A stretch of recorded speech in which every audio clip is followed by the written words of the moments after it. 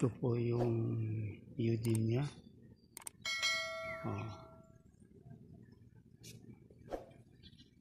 Orange.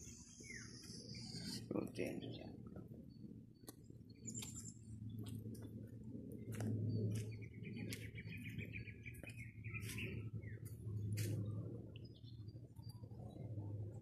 Meron din po siyang orange. Eugenia.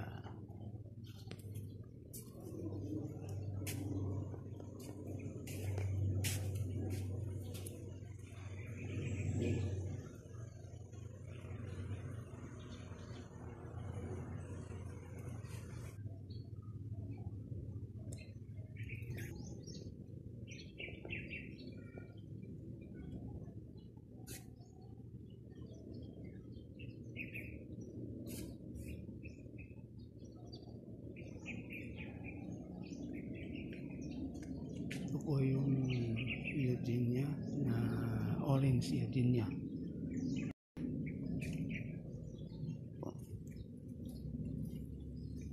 Po ito.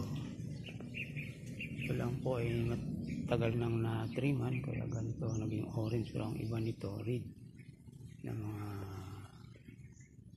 bulaklak dahon yung dulo.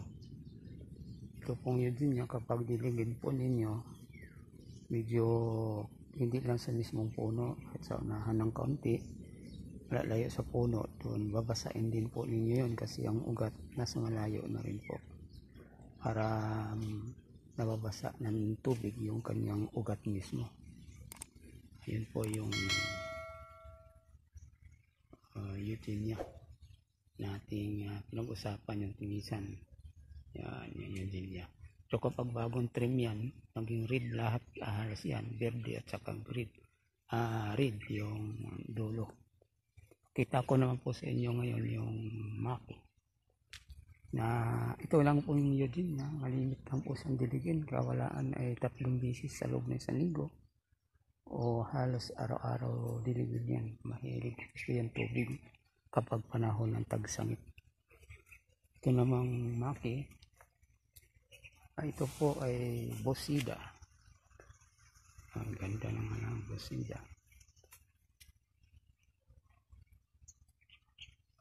Ito yung maki.